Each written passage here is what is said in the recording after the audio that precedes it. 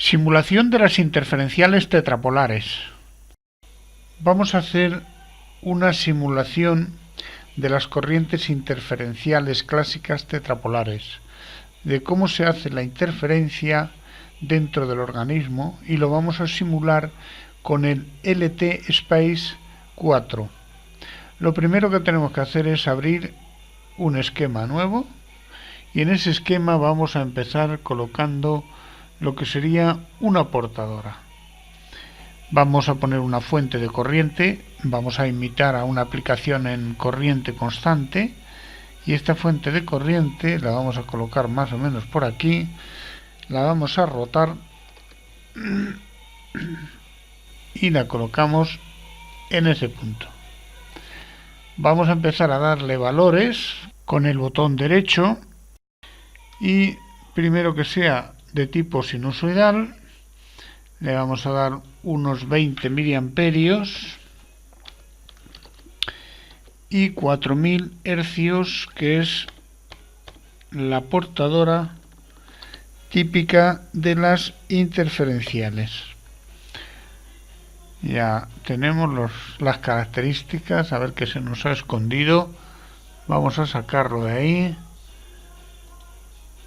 Lo ponemos, por ejemplo, aquí, y vemos que tenemos ondas sinusoidales de 0 a 20 miliamperios con 4000 hercios. Le vamos a poner un título, y este título va a ser, vamos a llamar portadora port A, la portadora A. Aceptamos. Aquí ya tenemos una fuente. Esta fuente va a ser uno de los canales de las interferenciales. Vamos a poner dos resistencias en serie. Una, por ejemplo, más o menos aquí. Y otra más o menos aquí. Y estas dos resistencias las vamos a unir. Las unimos aquí, y vamos a poner aquí de momento ponemos ahí, a ver, ahora, porque ahí vamos a hacer una toma, ahí vamos a tomar medidas, que le vamos a colocar un nodo que le vamos a llamar nodo de modulación.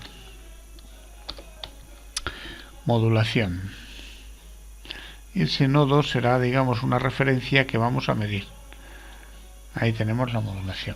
Bueno, después conectamos este punto de la portadora con la resistencia aquí, y este punto de la portadora con esta resistencia. Tenemos que poner una toma de tierra, porque si no, no funcionará. La simulación nos dará errores. Esa toma de tierra la unimos desde aquí hasta aquí. Bueno, ya tenemos un canal. Si hacemos ahora una simulación de este canal, vamos a ponerle una simulación que dure 20 milisegundos. Canoff y definición R. No le hemos puesto los valores a las resistencias. Vamos a ver. Hay que ponerle, por ejemplo, 500 ohmios a esta, y 500 ohmios a estas. Bueno, vemos que la ha quedado aquí marcado. Vamos a sacarlo de aquí. Bueno, muy bien, tenemos una simulación transitoria de 20 milisegundos. Pues vamos a realizar ahora la simulación, y vamos a hacer que se nos trace el punto de modulación. Si hacemos que se nos trace el punto de modulación, pues sale una portadora de 4000 hercios con unos valores, bueno, pues en teoría a la mitad de lo que aplicamos en la fuente. Luego aquí no hay efectos de modulación ni efectos de interferencia. Vamos a continuar porque nos faltan cosas. Por el momento no tenemos la modulación, solamente tenemos la portadora. Para continuar y conseguir el efecto que buscamos en la modulación, tenemos que añadir otra fuente de corriente. Entonces esta fuente de corriente la vamos a colocar, por ejemplo, aquí, y la vamos a rotar como la otra para hacer que coincidan con el botón izquierdo. Desactivamos, ponemos el título de portadora B y vamos a ponerle un valor. Entramos aquí, que sea también sinusoidal, tiene que ser sinusoidal. Vamos a ponerle la amplitud también de 20 miliamperios y una frecuencia, en este caso no van a ser de 4000, vamos a ponerle por ejemplo 4100 hercios para que se produzca el efecto de modulación. Si no hay diferencia entre las dos portadoras, no se va a producir efecto de modulación. Bueno, ya lo tenemos. Vamos a colocar mejor estas características para que no nos interfieran en el trazado de las líneas. Continuamos poniendo dos resistencias más. Estas resistencias las rotamos y le vamos a poner una resistencia tal que aquí y otra resistencia, por ejemplo, aquí. Hay que activar el cableado y unimos este punto con este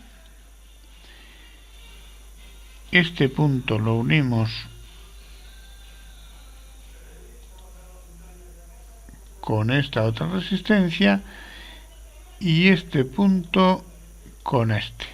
Con esto ya hemos formado un circuito de 4 resistencias que se cruzan entre sí y las hemos unido con dos portadoras. A esta otra portadora tenemos que ponerle una toma o una masa, porque si no le ponemos esa masa no va a funcionar. Ahí. Cada circuito tiene que tener su toma de cero o de referencia. Bueno, pues como vemos va a haber dos circuitos que se cruzan. A estas resistencias, para no volver a cometer el error de antes, las vamos a dar un valor, 500 ohmios, y aquí también le vamos a poner 500 ohmios, y creo que no nos falta nada. Ahora vamos a volver a repetir la simulación, y al repetirla vamos a ver lo que ocurre en el punto central de modulación.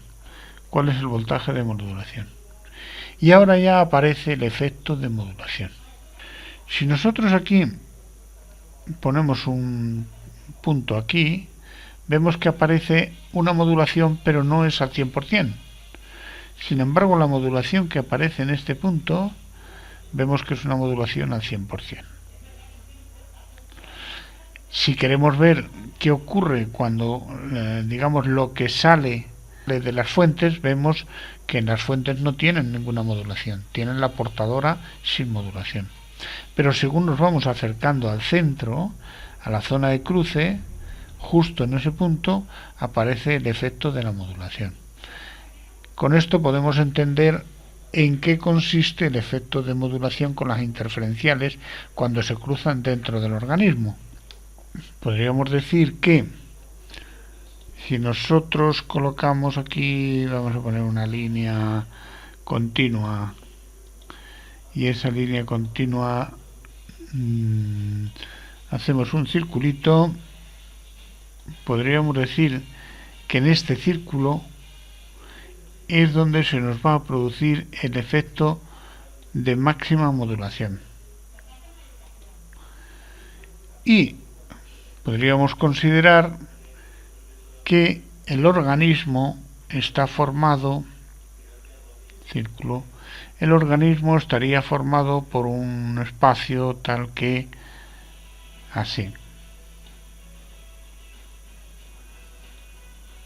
Digamos que las 4 resistencias indicarían lo que es el organismo. El organismo realmente no es una resistencia pura. Aquí esquemáticamente lo hemos hecho con una resistencia pura. En realidad tendríamos que poner en paralelo con cada resistencia un condensador. Saldría lo mismo. Pero bueno, con este esquema así de simple podemos entender qué es lo que ocurre. Y lo que ocurre es la modulación dentro del organismo, el efecto de modulación o de interferencia.